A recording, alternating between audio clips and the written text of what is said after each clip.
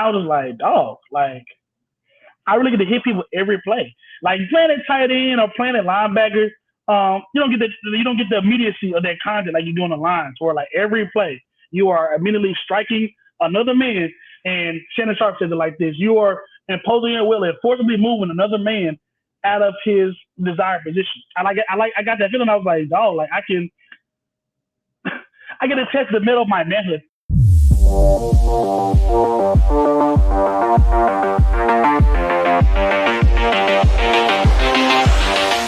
Welcome into another great week, another great conversation here on Couzin's Conversations. I have one of the new faces of sports here in the Quad Cities, Josh Crawford. You'll see him around working for the Quad City Times. We see him all bundled up as well. Six degrees here in Iowa, and Josh looks like he's ready for it out here. Josh, how we doing on this cold day? Cold, like you said, definitely cold. I told you, had some little car issues with my car. My car used to a warm temperature climate, so just dealing with the highways or byways, going from a native southern to the Midwest. But I'm liking it. Like I told you, man, everybody's nice. It wasn't as cold as it's been the past 2 days.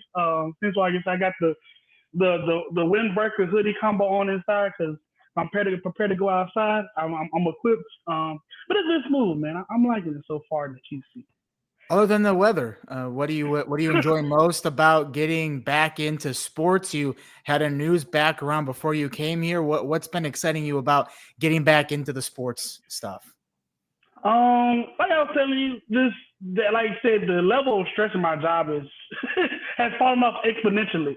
Like I was telling you last night, just being in being in my realm now, in the sports realm now, versus doing news and like just having an extra chip on my shoulder in terms of the storytelling, the stuff that's going on, with my beat, because you know, being a Division I athlete, it just I always know I want to do something like this, tell stories, tell athlete stories, and we do our fair share of gamers, and we call highlight stuff like that, but kind of get into the nitty gritty stuff of especially on the prep side, like what makes these guys so special. Because as you get into college and pros, you have to get more covered. They get covered with more frequency. So being able to be excited about potentially finding a diamond in the rough, somebody that's under recruited and not highly talked about, or honestly for me, with some of the stuff I've been doing so far, finding out about the talent that is here right now. And like I said, doing some research and finding just like say how fertile the ground is for the prep area in the QC, especially on the girls side for sure.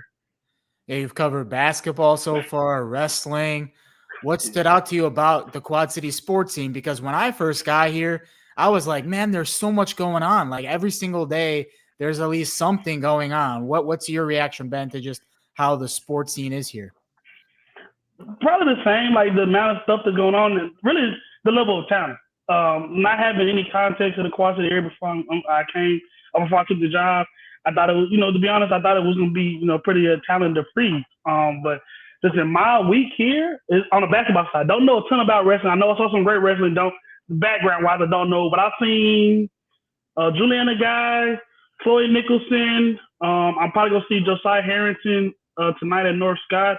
Those are all three, nationally ranked prep basketball players. So to be able to to be able to see that level of talent in my first 10 days, I didn't think that it would be that readily accessible out here in the QC. But also just like I said, we get to go to work and it's already fun working in sports, but to see some high level stuff, I didn't expect to be able to see that quickly. Exactly. And you mentioned Josiah Harrington already committed to Iowa State in 2 years from now. So big time program. North Scott, he's got them rolling so far this year. You came from Memphis. That's where you're from originally. Tell us about Memphis and just how you kind of compare things to the Midwest with Memphis. Man, coming from Memphis, it's a basketball city. Also, that's the thing outside of the cold. I think that's helped my transition a little bit coming in right now during the middle of basketball season, right in conference play, because it's like that's native to my heart. I didn't start playing football even with the college level. I didn't start playing football till eighth grade, ninth grade. So basketball is really embedded into the culture of Memphis. And when you think of the Midwest, I like to evaluating the talent on site here, and kind of like when you think of the Midwest, like Indiana, the purity of basketball up here. That's been something that that definitely has some similarities here. So that's something that it's definitely a different style of play. Like you look at a team like Rock Island, that is probably akin to a lot of the basketball that's played in my hometown. A lot of this athleticism, run and jump. We're gonna, like I said, we're gonna kind of pound you to the ground by being better athletes than you. That's some of the basketball I kind of grew up with and more akin to. Shoot, that's how the University of Memphis plays under Penny Hardaway right now. Still, honestly, but no, I said the love for basketball, and then what I've seen so far, again, especially in this weather, how much people come out and support their teams. Like I was at Wharton last week, not the tournament like this past weekend. I think it was Moline played. It was Quincy. And we know Quincy's about 2.5 hours away. I mean, like it's the middle of a week, for a girls' high school basketball game. But for Wharton to be decently packed, especially people at the top of the stands and people from Quincy coming in, like I said, during the middle of the week for a 3-hour drive to support their team. Like I said, the level of intensity, I didn't expect it. So, like I said, just the love of basketball, how people come out and support, those would be definitely some similarities I would draw between Memphis and out here for sure. Yeah, big time basketball connection to the QC as well. Wharton Fieldhouse had an ABA team back in the day, if you think about that, going back into history. So a lot of ties with Quad Cities and basketball. And you mentioned it in your little introduction that I gave you, that you were a former football player. You went to Prairie View A&M in Texas, part of the SWAC conference. Defensive lineman, you can see it. You still got the tone there. You still got the for sure. got the body going for it. How does that change your perspective of things, like looking at sports, being a former athlete? Kind of like I was saying earlier, just knowing that there's so much that goes into really like in the industry, like storytelling and especially like you said, the level I played at the FCS. You got your guys that somebody like me that was lightly recruited and had majority of like Division II offers that are playing up. You got your guys that are coming from the powerful level, maybe the FBS level that come down. Everybody has a journey. So like I said, that's something that, like I said, is kind of a pillar of why I want to do this. But also, yeah, it's something that I've always wanted to be able to do the right way. I said in my little intro article at the Times that I've been, a fan of not even necessarily sports related. Of course, like sports is my main thing, but just like skilled orders. That's why I like comedy so much. That people that can really move you with your words. To put it quite simple, I really like that. That's a feeling that I always strive for whenever I put pen to paper. I'll be like, it's not a 1-to-1 correlation of doing it in news, and not necessarily the amount of high level of storytelling all day. We're talking about city council meetings and budget meetings and zoning meetings and all that type of stuff. But yeah, just being an athlete, it is, like I said, honestly, I get that kind of instant relatability, especially some of the high school guys, because I'm only 5-6 years older than a lot of them. And I remember just being an athlete that was trying to get my name out there, trying to get recruited, trying to get some exposure for me near my school. So, I got some empathy there. So I try to do, of course, I'm going to do my job to the best of my abilities and not have any bias. But, I just got, just a little extra on for the work that I do, because I know that any work that I do for any of these kids out here, especially that's not a huge metro, can be additive to potentially getting them in the school and getting the most important thing, getting their school paid for. So just being able to have kind of a role in that, to whatever little small extent I do, that's really cool for me. How do you look back at your time as an athlete? Man, all encompassing experience. I was telling you last night, like coming up in Memphis, but my grandma lived in Houston before she passed. Texas is where I became a man, really.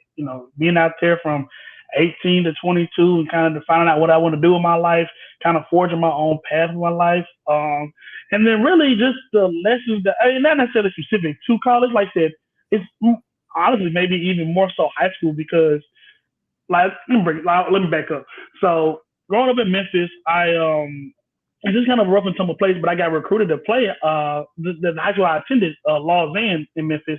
I got recruited to go to at a middle school, because it was a burgeoning football program. The football program is still only like 15 years old. They started in like 2011, 2012.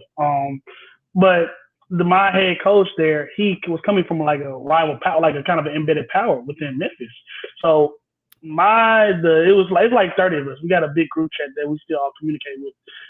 That was all kind of a canon event for all of us. Going into a different environment, a private school, interacting with not only just black and white, but different ethnicities and cultures that we had never really experienced before, and being able to do something at a school that really didn't have a lot of history in the city of Memphis. So not to be too braggadocious, hopefully, but being like you said, being the foundation for a culture like that, it really all brought us together because outside of doing what we do on the field and winning and state championships and all that, like we really all grew up together. Like so, we experienced life together. We got to expand our circles together, and we all kind of got set on the path to where wherever indebted to each other, and wherever like I said, we all have this shared canon experience. So.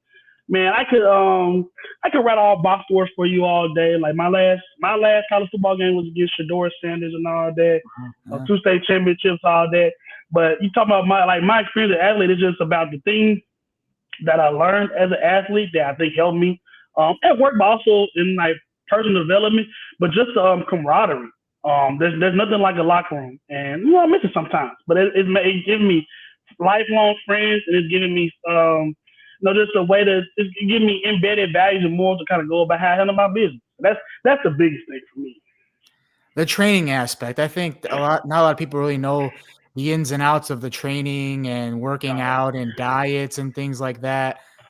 What is one thing that people should know about that side of it? The constant being in the weight room, watching what you eat, having diets. What's the one thing people should know about that aspect of things? With the NFL, people know, like I think probably it's pretty common knowledge that you can get fined and stuff like that for like being overweight or honestly not putting enough weight on for like skill guys. And like I said, not in my day with the NIL day, that happens now though in college with guys that are making 6 figures. They're getting fined for missing weight or not being the right weight or not necessarily even like missing on time. Like in the NIL space nowadays, still being connected to the Memphis scene. That's something that Penny Hardaway is struggling with now because there is a professionalization of college sports. So that's something that, like I said, having learned since I stopped playing, that's something that I won't say shocking, but definitely is surprising. But for me, it's just the details. Like I told you, going from high school to college, like I played like in the swag is a lot more running quarterback, a lot more athleticism on the in the backfield, and even on the offensive line. Honestly, a lot of zone blocking schemes.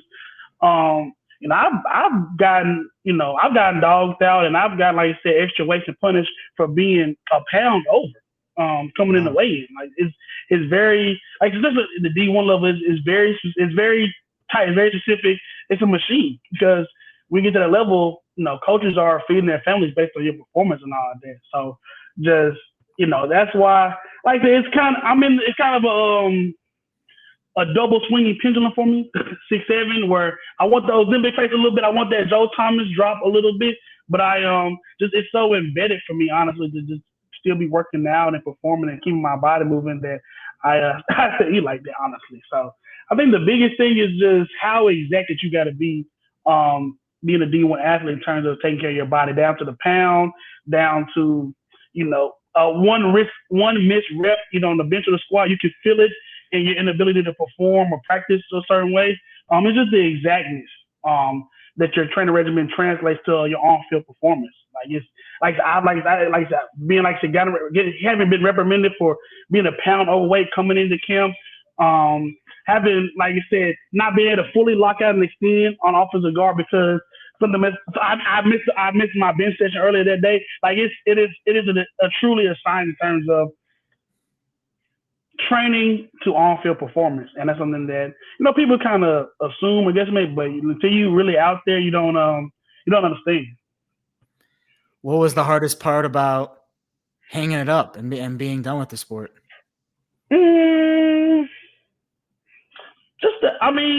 Obviously, like I'm 6 foot to the legs. I'm only 5'11" in actuality. So I knew coming into college for me, the NFL was gonna be a long shot.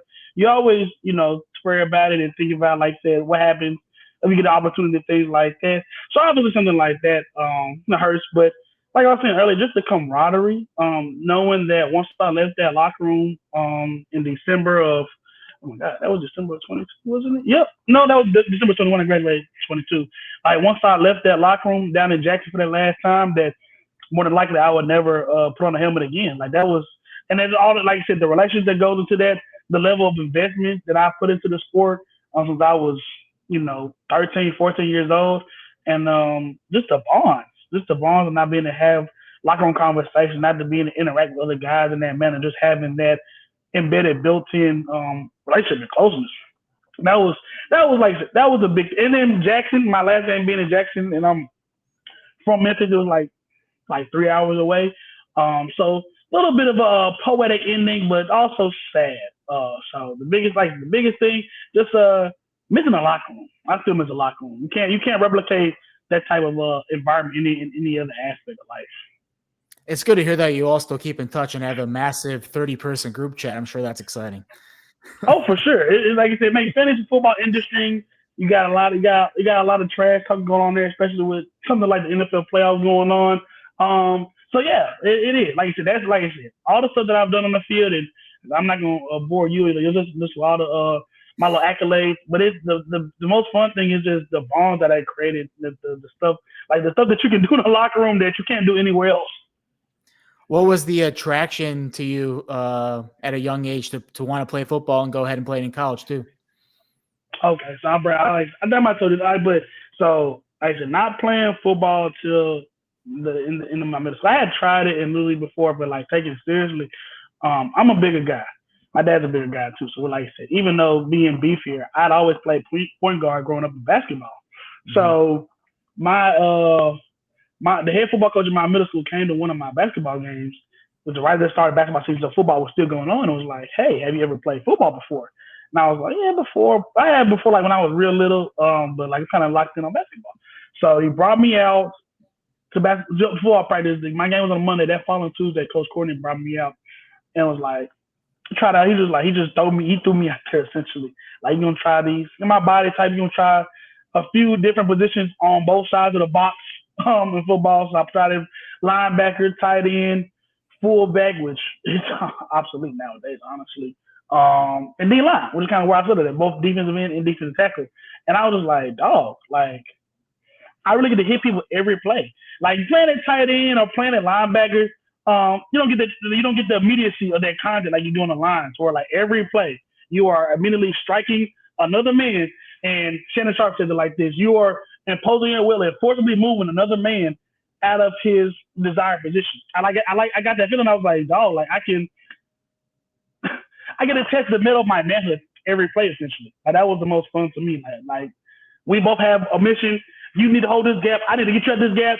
Like whose will is the strongest? So imposing my will on the other guys and being able to really like we talked about last night, talking about Indiana, just being able to make other guys quit tap with my physicality. That was something that that's something I was that's something that I got immediately in football that I couldn't get in basketball. So that was like the light bulb moment. I was like, dog, I can do this and I'm good at it and it's fun. I love it. That was the moment for me.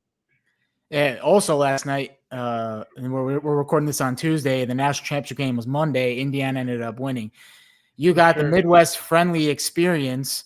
We're just sitting there talking, watching the game, and then you have other people at the bar who are joining in the conversation, and then you get into a conversation with everybody at the bar. So you got the full Midwest friendly experience during the national championship game. What the lady say? Midwest nice. I was not accustomed to I'm not accustomed to that, but like I said, it's Southern hospitality enough adjacent. And like I told you, my experience in New England. So that was, like I said, man, that just goes into all the encompassing experiences how I've been feeling so far. So it's been nice, and like I was saying, I told you kind of stumbling around in some of the games so far in the wrestling events where people can tell that I'm out of my element a little bit. People just being willing to, hey, like here's a roster, like hey, here's some of the content of the area. Just being able to do that off the muscle and not really not expecting anything, just seeing somebody that needs some help and needs to be better. It's really cool, and not only in this part of the country, but just in general nowadays. You don't see people being that altruistically kind. So that's nice to see that. I got so many examples of it so far already. Everybody is very helpful and willing to help here, which is one of the best parts of the Midwest. And what also was a wild story you told me at watching the national championship game was that Dan Lanning, what was it? Yes, sir. Arizona State coach. They were all at Memphis. Yep. Dan Lanning was a linebacker coach in Memphis. Kenny Dillingham, I can't remember what he did. Norvell was the OC, head coach of Florida State now. And Ryan Silverfield was the O-line coach, which is he's at Arkansas now. Big thumbs down for Ryan Silverfield as a Memphis fan. But yeah, it was like I said, Dan Lanning, he offered me as a PWO to Memphis while I was a senior in high school. So yeah, it's cool to kind of have been in the mix a little bit, to be, in the aura of elite coaches like that, and him being able to work his way up, going from Memphis to Georgia to Oregon now. Like I was telling you last night, it was just kind of the thing that Oregon was missing. They had the uniforms, they had the finesse of the skill guys. They've always had great quarterback play, but bringing that toughness in the trenches, that's his mindset about exactly what that program needed. And now, I don't think that they haven't won a chip yet. But they've been in playoffs back-to-back years. That's a program that's going to be. That Oregon job may be better than the NFL job. Oh, definitely. I mean, you can throw some blank checks out here with that Nike money. You already know that. What? Of course. And then, like I said, like just the prestige of the school. Like you can't really buy that. I mean, it's just a different level in the NFL because it's just so much more of a business. You got like the spending power and all that is kind of much more equalized in the NFL versus like in the recruiting process in college. Like it is much more the center of a dream. And if the money is all equal, like I said, the money is all equal. Do you want to do you want to have a forever embedded connection with Nike or the field? So that's how you get a Dante Moore to sit a year behind a Dylan Gabriel. Now he's a Heisman candidate. Now you got a Dylan Raiola sitting behind a Dante Moore for a year, passing up a chance to build NFL stocks and just get on the field for a chance to take their money, enjoy living at Oregon, enjoy having field night on your phone, and just stack your bread. So yeah, it's what it keeps. There's a lot of aura out there. For sure. And you missed out on the NIL era by just a couple of years. Man, I know. Sorry to bring that up. But you just looking at how it all is, because originally, like, you're thinking like, okay, NIL, they're going to make money off jersey sales, their own ads. But now we're paying millions of dollars to athletes to go to schools, and some athletes go to a different school every year. So just with how NIL is blown up and how the NCAA really hasn't put any guidelines on it, as somebody who was an athlete before the NIL era, how do you go about fixing it maybe, or how do you view it as someone who didn't get to experience it and now you're seeing it now? No jealous. I mean, no jealousy, because like, hey, my mindset going to play college football is somewhat different than the guys now even going into FCS level looking to get a check and bounce up to FBS or Power 4, or guys like that trying to go to the league. Like, honestly, like I said, mentioning my height and just the level I was recruited at, my biggest goal was to get into college, get a degree paid for, and use that as a platform to get to whatever was going to be the next step of me for life. But now you got, like, as a former player, I'm always going to advocate for guys getting their money. That was something that, just because the system is currently broken now does not mean the crux of the issue that needed to be fixed was compensation for guys that is wrong. The guys do deserve to get do deserve to get compensated as college athletes, especially like I've kind of outlined the amount of work that you put in to take care of your body and to be ready to play and to be out there on game day. Like, it's, we're talking about our job. It's 50, 60-hour weeks being a college athlete. So that's stuff that you deserve to get compensated for. Like you mentioned, you said the right word, just guardrails. Needing to have some enforceable guardrails. I think we brought it up. My biggest thing, if you're coach league, because you sign with a coach. I signed with a coach at Prairie View. So people get enamored with, the traditional school and all that. You sign with a coach. So if you're coach leagues, I think they haven't had an NCAA. You have the ability to transfer for 30 days, 45 days, whatever it is. But if you can transfer one time, bipartisan. You can get one free transfer. The transfer after that, low sit you a year like how it used to be. I think that would cause I think you see a lot more intentionality in guys making their first decision because you get a lot of guys like I think somehow like Bear Alexander is a great example of this, the defensive tackle at Oregon, to where like you can almost see that guys not even unpacking their bags, so you can see that they're just in a spot trying to rebuild their NIL stock to a certain extent to get to that next step. And as much as college sports has been professionalized, it shouldn't be like that. Like for me, I went to a school where it was a college town. I built connections. I got into the portal at one point, but decided that me wanting to kind of end my journey in a one spot was a big deal for me. Just having, like I said, embedded connection to where I got my degree from and all that was important to me. And I'm not trying to impose all my priorities on these guys out here, but I would like to see some of that come back. We've already lost a lot of tradition with conference realignment. You got teams like USC playing conference games in Michigan at 12 o'clock at night. Yeah. So, we're running afoul of tradition in college football. And as a guy that grew up in the heart of SEC country, I would love to kind of have some of that come back. So I think that, like I said, making, the intentionality in guys choosing, whether it's out of high school or, they're like I said, whether their next destination, like you said, you get one transfer, next one you sit out a year, unless your coach leaves or is fired or something like that. I think that just that step right there will go a long way in terms of curbing some of the amount of bouncing around that we got. Where I think I saw early last week, a third of D1 eligible athletes, D1 football players were in the portal. That's just too much. It's too much instability, too much movement. The inability to truly track how your roster is for coaches, which I've never shed no tears for a lot of these coaches with how the homes they go into and the money they make and the job they have. You won't see Josh and a bunch of tears for that. But it is unrealistic to try to get them it is unrealistic for them to have the ability to try to plot out their roster when, you got somebody like Alberto Mendoza that just entered the portal the day after the national championship game. Yeah. Like, crazy. Having some guardrails in terms of, like I said, one-time transfer rule. I think that something like that would go a long way in terms of restoring some respectability to the NCAA. Yeah, all these college football teams and schools have general managers now, like the pros. And I'm sure like that situation with Mendoza's brother, Indiana's like, hey, we won the national championship. We can get some big names in here. They probably already have some quarterback they're already thinking of bringing in. So they got Josh Hoover, I think. Yeah. So there we Josh Hoover, man. Yeah. Big 12 guy from TCU. Yeah. Crazy. And I do agree with you. Yeah. 2 years, I think, so you're guys with or guy or girls with the program for 2 years. And that kind of, gives them, no roster turnover. You're not having to work as hard to continually find players in there, and the one-time transfer unless your coach leaves. I think that keeps things simple. It's a simple fix, but I think that could fix a lot of problems. I think another thing is there needs to be some streamlining in terms of the contractual language that's going into a lot of these agreements. Yeah.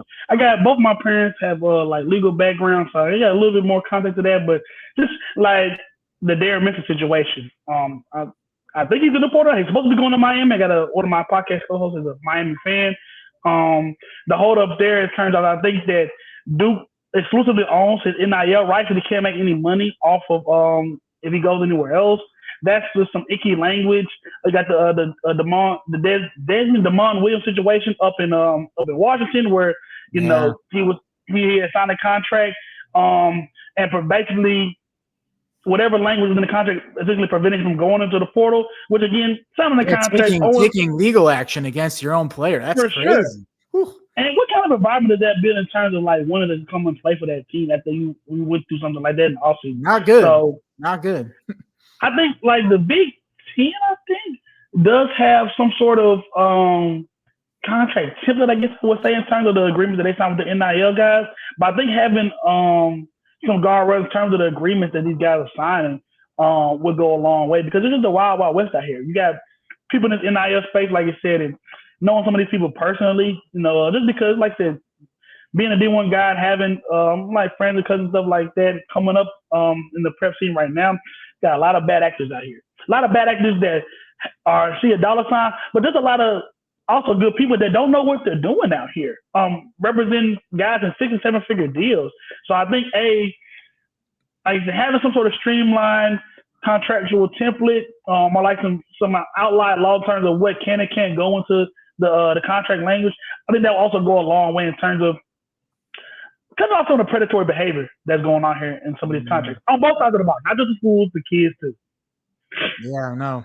Yeah, lots of problems to fix. We'll see if it gets fixed or what happens down the line. This is a wild time in college sports, but we can celebrate moments like Monday night where there's a national champion, and it's a great story with Indiana, who was bottom of the very, very bottom of the FBS, and in 2 years, Coach Signetti, Google him, he wins, as he said, wins the national championship in 2 years. You made the decision as well to, when you were done with your undergrad, to go to grad school at Syracuse. What went into that decision for you, and would you recommend that for anybody else who wants to be in this business? Oh yeah, you can afford it for sure. That was my biggest thing, making it fiscally possible. I can give a little bit of my check for the Quality Times to Syracuse University. But man, so like backtracking a little bit, coming from Memphis, my biggest thing was being able to explore and like learn so much about different places there. Whatever with athletic academics, I had the opportunity to explore. I got so many friends and family in Memphis that grew up, were raised, and died within the same 30, 40 mile, radius of where they were born at. I just knew I didn't want that for myself.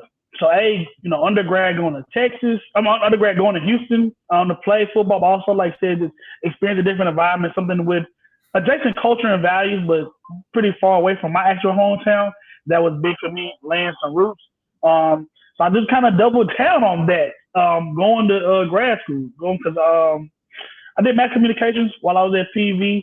So honestly, I didn't want to go to grad school, but I wanted to get this free degree, jump right into the workforce. But just evaluating the level of resources that I had, like to try to enter the job market afterwards, and seeing what something like one of the bigger journalism schools, like Syracuse, Northwestern, Kansas, Arizona State, some of these bigger programs. Seeing just like you said, learning from my network, I opened myself up to that. So the sports media director at Syracuse, Olivia Stomsky, she actually found my reel that I did undergrad. And I don't know how she cold called me. I don't know how to today how she found it, because I definitely wasn't putting myself out there. I had just begun the process of trying to find what like the elite grad schools were. So she found my reel. She convinced me that I could make the transition from Houston, Texas to upstate New York. And she convinced me that it was the right thing I needed to do for my future. So yeah, 2 years later with 2 degrees, and I think the biggest thing was just the availability of resources from PV to Syracuse. Like I said, the Newhouse wing being one of the biggest attractions of the school and the amount of money they dump into it. But just like I said, the connections and network that I got, the amount of people that I was able to get in the room with because of the shared background or people recognizing their Newhouse degree and all of that. Yeah, you know how it is in this business, Nick. It's a relationship based business. Mm-hmm. You 8 out of 10 jobs that people get don't even get posted. It's by word of mouth. You know this person. Do you know somebody within the school? Yep. Do you know somebody that graduated from the school? Do you have somebody that's talented? All that. So like I said, Syracuse, it got my network to a place to where I could be a young guy and I could kind of go through the career transition that I went through and still be, in a place where I really like it at 25 or 26 in a week. So yeah, if you can make it work for you, if it's financially feasible, I would definitely pursue grad, because it's something that you mentioned last night. Undergrad, at least your first year, like I said, normative. Your first year, 2 years is prereq. You're doing stuff that you don't want to do. Mm-hmm. So for me, going to grad school, one of the most fun things was I get to really dig into what I want to do right away. Mm-hmm. So yeah, man, I would definitely recommend it. Like I said, it carries a lot of weight. I didn't know a ton about it before I started researching, but yeah, I would, like I said, if you can make it work, if you can survive upstate New York winter and some of the stuff that goes into it, I would recommend it for sure. All power to you if you want to move around to different places. I've done that as well. Being from Chicago, working in North Dakota, now in Iowa, here we are. aligned together, doing this episode together now. And that's what we love. And you also have connections are important and all those things. And you've also been able to use those connections and all those teammates and friends over the years to now also have a podcast of your own. No Cap Sports is the name. Tell people what you talk about in the vision with that. Man, no cap. It was a kind of a pandemic, baby. It was something that was I was not the originator of it. My friend and co-host Nick Hayes, Nick is a genius. He's like got like 32 on the ACT. He plays professional football over in Germany. He just finished his second season. He's probably trying to sign over there. He does internal communications for health. He's a Don Dada. He is the point guard of our team. So he brought me on. Like I said, we kind of got connected because we had known each other growing up. We got kind of connected about the journalism tip, all that. Late 2019, so I came on as a guest, right in person around 2020, and yeah, I enjoyed doing the first episode, Chop and Shop, kind of getting that outlet and that release, and yeah, 6 years later, we're still going. So we've had a couple NFL players on, we've had an Olympian on. I don't think we got an NBA guy on yet. But yeah, we've been able to just stack some really good content based on the connections that we have personally. Got some Memphis area media people that have been really big. So yeah, but it's just like you said, it's kind of barbershop conversations, sports, music, the spontaneity of whatever comes to our mind at the moment, honestly.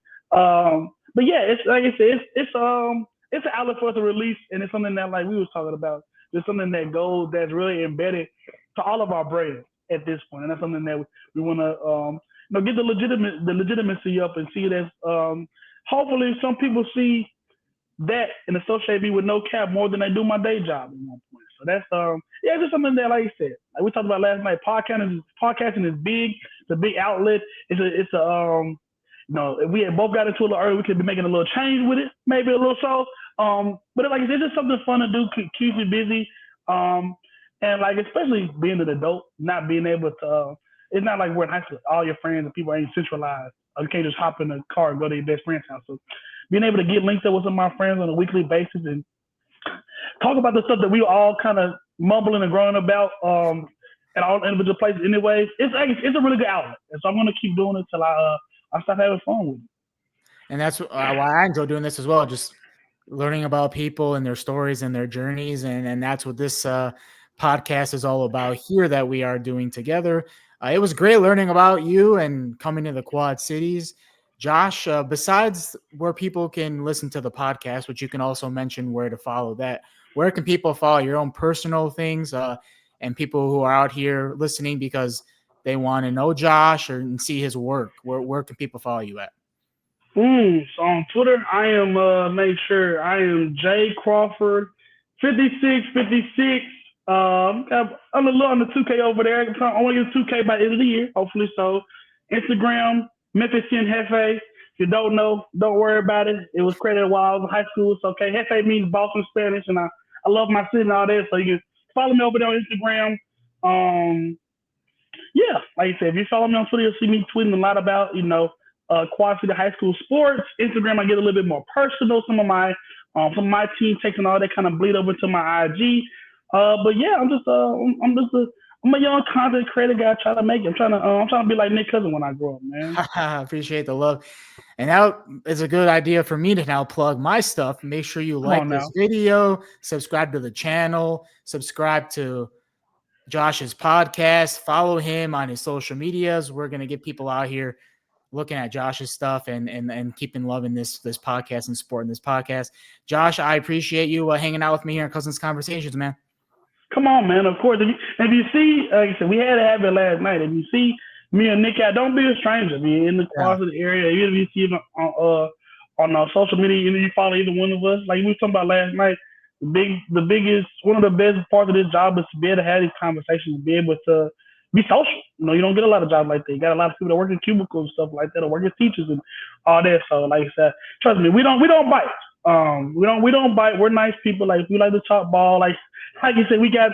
I barely made it to my coworkers' little watch party because we got caught up with some good convo at the bar. So man, we like I said, I love. As I can just tell, Nick Vibe, he's a good conversationalist. He likes to be with the people. I'm a man of the people myself, so yeah, we put these social links out there, put our Instagram, like, but man, give us a follow, like chop it up with us. You see us out, say what's up. Hey, I saw you, da da da, whatever. I saw you, whoop whoop. Yeah, man, like I said, now maybe not as famous as Nick. I ain't gave out no autographs yet, but man, come up and say something if you see it. It was only one autograph, by the way. I'm not that cool, I'm not that cool. One more autograph than me. He like I said, he is the head Don of the QC Sports Media. I'm just a squirrel trying to get a nut, man. Yeah, well, I'll teach you my ways, and we'll Bet. Off this podcast though, we don't want to people hang around for too long. We want people, but yeah, like Josh said, if you see us out in public, say hello. We're great people, and stay warm out there, everybody. Like Josh is with his jacket on inside, and have a great week.